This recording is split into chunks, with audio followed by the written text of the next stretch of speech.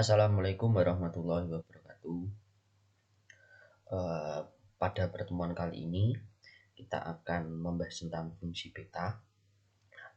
Semoga Anda sudah siap untuk menerima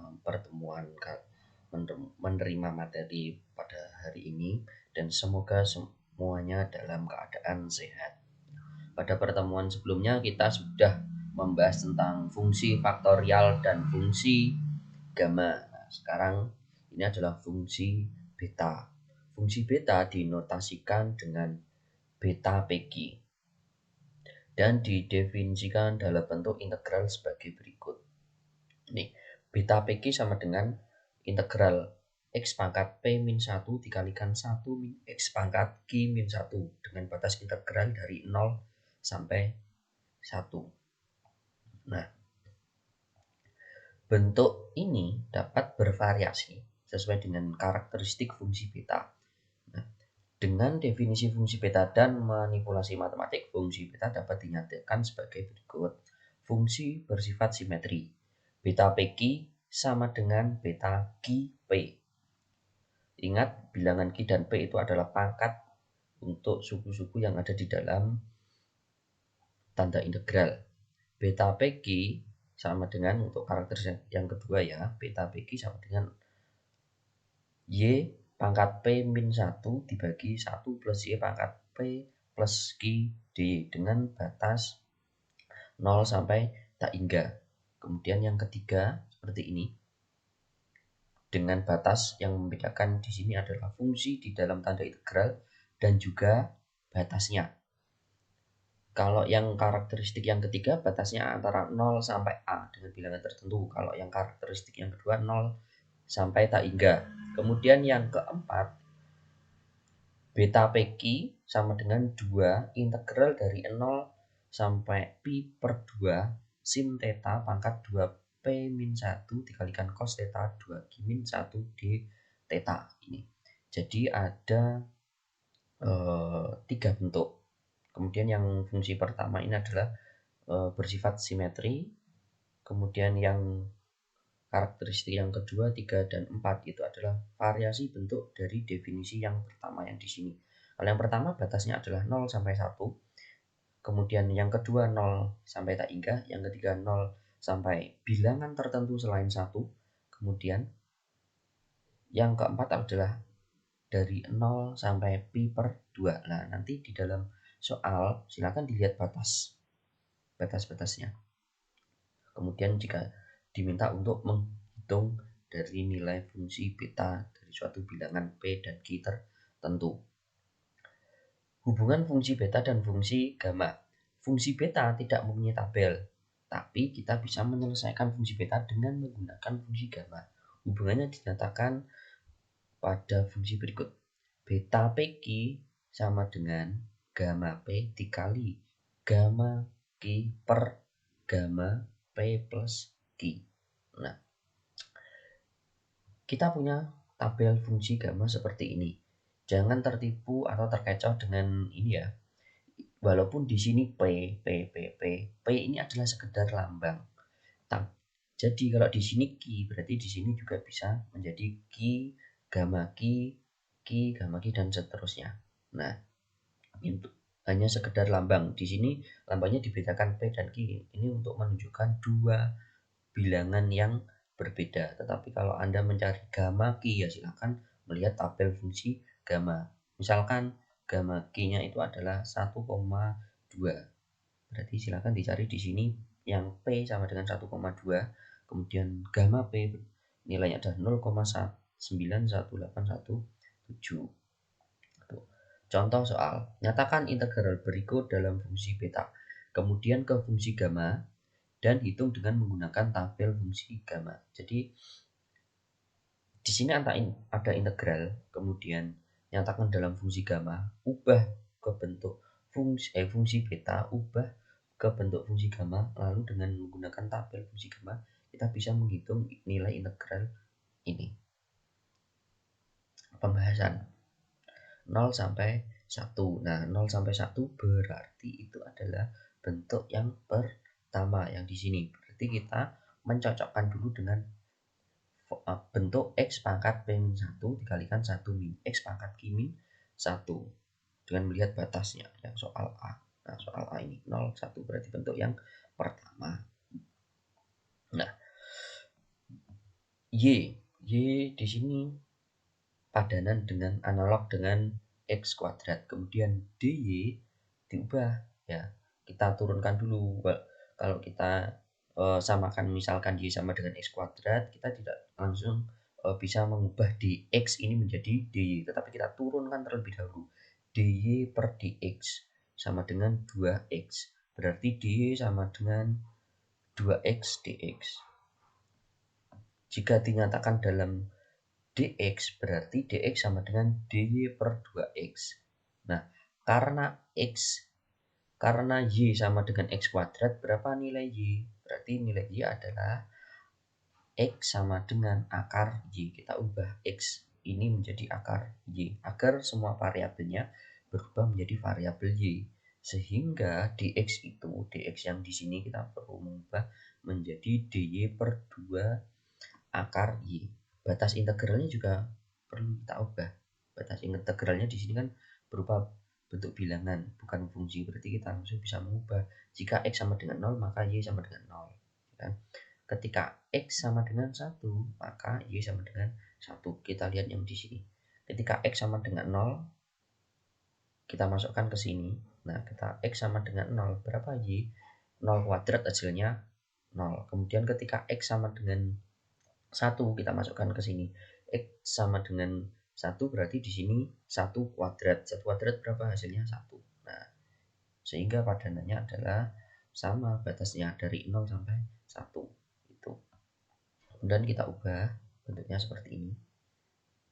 Kita padankan dari bentuk yang formula yang pertama tadi, bentuk umumnya, menjadi y dikalikan 1 min y pangkat 3 per 2 dy per 2 akar y.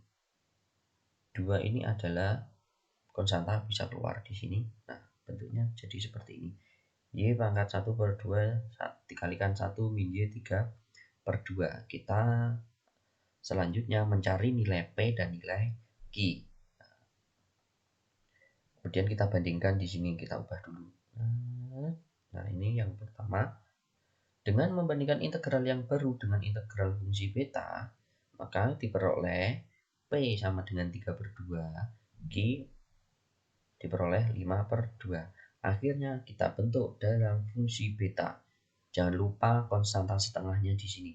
Konstanta setengahnya adalah dikalikan ke dalam fungsi beta nantinya.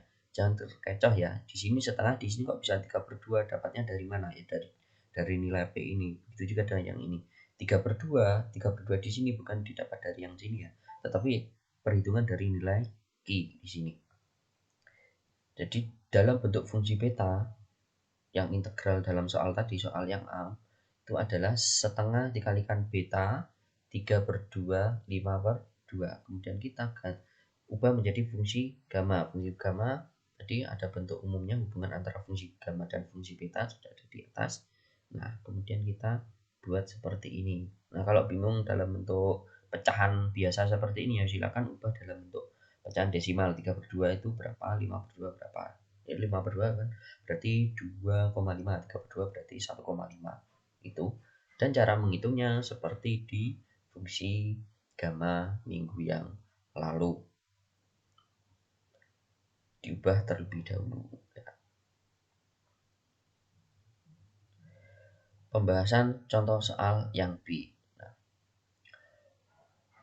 ada integralnya seperti ini ya. Kita langsung lihat batasnya 0 sampai 2. Berarti bentuk umumnya adalah bentuk yang ini, yang ketiga. Dengan ini kan yang ketiga bentuknya batasnya antara 0 sampai A. A itu bilangan tertentu. Nah, jadi yang B itu adalah bentuk yang kedua. Maka integral fungsi beta yang digunakan adalah yang bentuk yang ini. Atau seperti ini.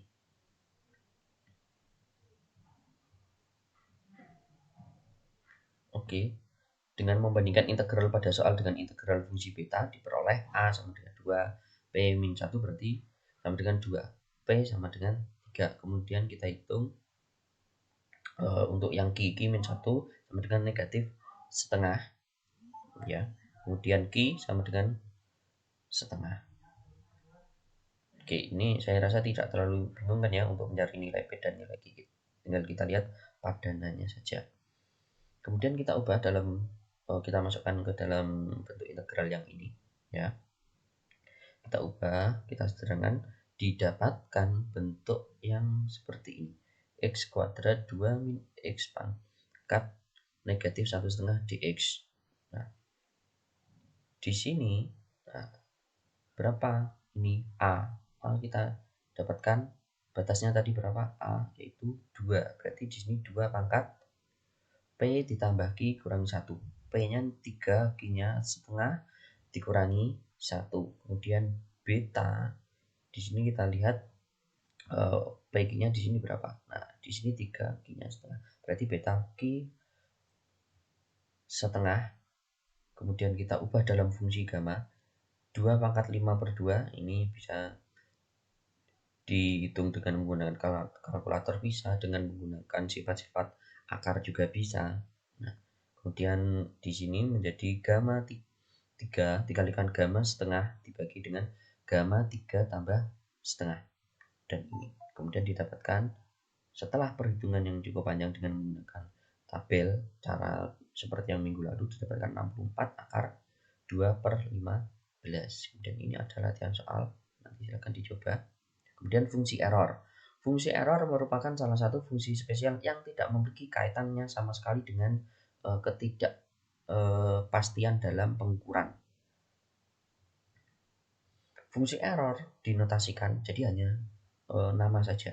Fungsi error dinotasikan dengan ERF.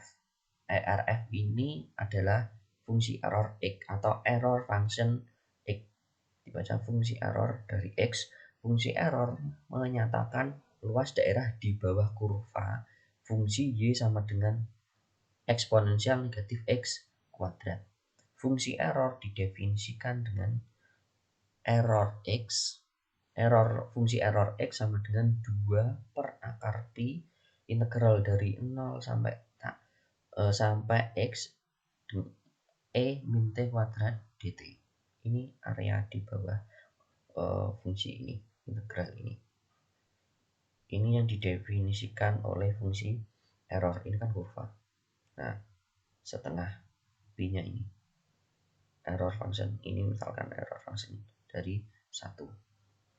Terdapat beberapa bentuk integral yang dapat dinyatakan dalam fungsi error, misalkan ini P negatif tak hingga X sama dengan 1/2 akar 2pi negatif tak hingga sampai X batas integralnya E pangkat negatif T kuadrat per 2 dt. Kemudian dimisalkan. Misalkan T sama dengan U akar 2, maka T kuadrat sama dengan 2U pangkat 2. Kemudian dt, kita cari dt-nya berapa. Dengan cara mendiferensialkan, menurunkan ini untuk mencari hubungan dt, didapatkan dt sama dengan akar du. Maka fungsinya ini kita ubah menjadi, kita substitusikan menjadi dt di sini menjadi akar du, kemudian t kuadrat per 2 menjadi u kuadrat di sini. Batasnya bagaimana? Ya diubah. Kalau minta hingga, jika t itu minta hingga berapa, u-nya berapa. Kemudian jika t-nya itu x, maka t-nya berapa. Kita bisa ubah di sini kan. Ini sehingga batasnya menjadi negatif tak hingga menjadi X per akar 2 dan seterusnya ini. Nah, suku kedua dapat dinyatakan sebagai fungsi error. Ini bentuk umum yang fungsi error yang pertama tadi. Suku pertama merupakan integral dari suatu fungsi genap sehingga dapat dituliskan menjadi seperti ini, fungsi genap. Nah, ini fungsi genap dari batasnya negatif tak hingga sampai 0 didapatkan akar pi per 2. Hubungan fungsi error dengan distribusi Gaussian. Nah, distribusi Gaussian itu kan fungsi yang ternormal kan, fungsi ternormalisasi yang bentuknya seperti lonceng, itu distribusi Gaussian. Bentuknya seperti ini. Fungsi si X dikenal sebagai fungsi distribusi normal standar atau dikenal juga dengan fungsi distribusi kumulatif Gauss yang banyak dijumpai dalam persoalan statistika. Jadi dalam perhitungan statistika kan kita biasanya menghitung normalitas. Nah, menghitung normalitas itu dengan menggunakan fungsi distribusi Gaussian, dan hubungan dengan fungsi error adalah seperti ini. Jadi fungsi Gaussian itu adalah fungsi error X per akar 2 dikalikan setengah. Nah, itu. Fungsi error pelengkap. Complementary error function dinyatakan dengan error function complementary dari X, ERFC X. Fungsi error pelengkap didefinisikan dengan ini. Jadi ini nanti perlu Anda catat atau perbedaannya antara fungsi error pelengkap dengan fungsi error bentuknya bagaimana perbedaannya agar tidak terbalik atau keliru. Dengan menggunakan definisi fungsi error X untuk tak hingga, maka dapat dinyatakan error function. Ya. Error function dari tak hingga itu adalah nilainya 1 dengan menggunakan definisi ini. Ya kan? Dengan definisi error function fungsi pelengkap.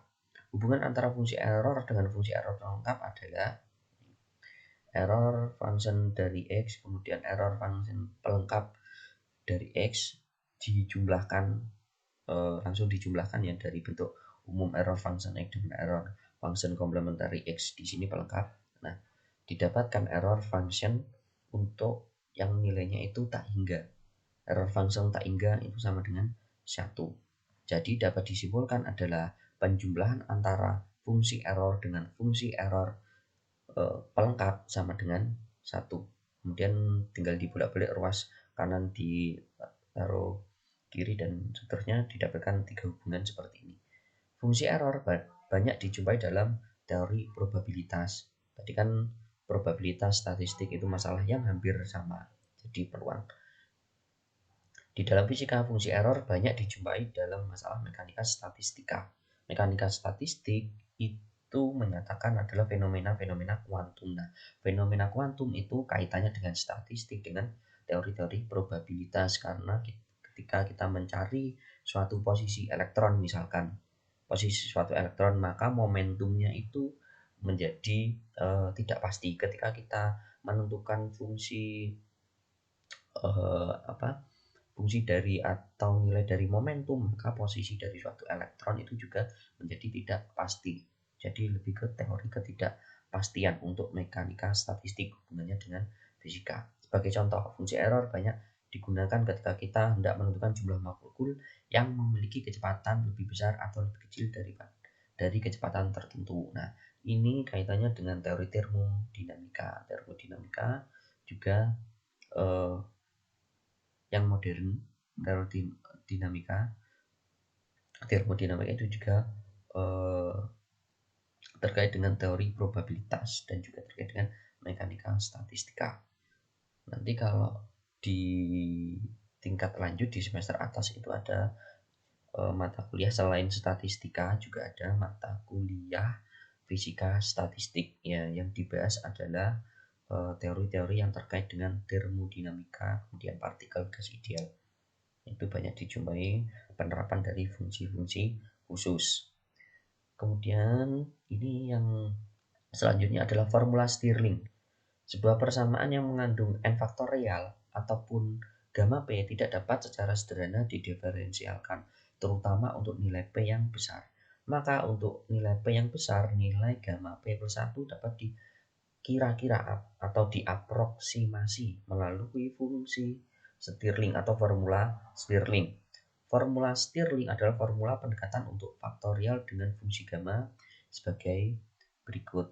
Nah, ini n faktorial aproksimasi, ini bukan tanda sebanding ya, tapi perkiraannya itu adalah n pangkat n dikalikan eksponensial negatif pangkat n akar 2 pi n, atau gamma p plus 1 sama dengan p faktorial aproksimasi p pangkat p dikalikan e pangkat negatif p akar 2 pi p.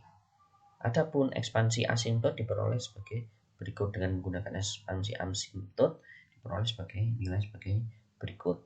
Nah, ini akan menjadi deret tangga. Persamaan umum formula Stirling. Bentuk yang sering dijumpai dalam formula Stirling adalah nilai ln P faktorial dengan nilai P besar. Pada kasus ini formula Stirling memberikan hubungan ln P faktorial sama dengan ln P pangkat P dikalikan E pangkat negatif P akar 2 pi P sama dengan P ln P dikurangi P plus ln akar 2 pi P. Ingat ya hubungan yang ini, ln E pangkat negatif P. Nah, itu hubungannya seperti ini, berubah menjadi negatif P. Begitu juga yang ini, ln P pangkat P menjadi P ln P. Karena nilai P besar, bagian dari yang ini, yang suku ini, ln akar 2 pi P dapat diabaikan sehingga diperoleh karena nilainya kan kecil. Hasilnya yang ini, kalau nilai P-nya besar, jika itu dihitung ln akar 2 pi P, maka jika dibandingkan dengan suku P ln P dengan negatif P, itu nilai yang ln ini terlalu kecil sehingga dapat diabaikan atau mendekati titik 0 itu kan ya. Jika dijumlahkan pun tidak akan mengubah terlalu banyak nilai dua suku yang awal ini, maka diabaikan sehingga diperoleh persamaan umum sebagai berikut. Ln P faktorial sama dengan P ln P dikurangi P. Nah, ini rumus formula Stirling ada kaitannya dengan aplikasi di fisika. Silahkan nanti dicari dan nanti bisa bermanfaat untuk tugas proyek fungsi khusus. Ini ada ln P faktorial, ini ada kaitannya dengan salah satu penggunaan di fisika. Nah, ini contoh soal. Nah, silakan dipelajari langkah-langkah pengerjaannya untuk formula Stirling. Kemudian di sini ada perbandingan nilai eksak dengan pendekatan formula Stirling. Nah, perbandingan nilai eksak P faktorial dengan pendekatan formula Stirling adalah sebagai berikut. Jika ini N4, N faktorial eksaknya dihitung dengan fungsi faktorial atau faktorial yang biasa, berarti 4 kali 3 kali 2 kali 1 hasilnya ini 24. Kalau untuk formula Stirling ini 23,48. Kemudian persen selisihnya itu adalah 2,17%. Nah, semakin besar N, maka selisihnya di sini kita lihat trennya itu semakin kecil. Kemudian ini formula Stirling dengan menggunakan fungsi berikut, gamma 3. Nah, kita ubah ini hubungan antara formula Stirling dengan fungsi gamma, kita ubah. Nah, didapatkan hasilnya kan gamma itu ada bisa kita uraikan 2 plus 1, begitu seterusnya sampai kita ketemu, kita lihat di fungsi gamma. Nah, di tabel fungsi gamma juga bisa. Ini bentuknya menjadi 8E pangkat negatif 2 akar pi. Kemudian di sini latihan soal dan terima kasih. Nah, silakan dipelajari kembali begitu uraian singkat dari saya pengantar baik fungsi Stirling, formula Stirling, fungsi beta, kemudian fungsi error dan kaitannya dengan aplikasi di fisika. Itu silakan dipelajari kembali contoh di sini. Nah, baik di PDF maupun melalui tayangan ini. Terima kasih. Saya akhiri untuk penjelasan singkat dari saya. Wassalamualaikum warahmatullahi wabarakatuh.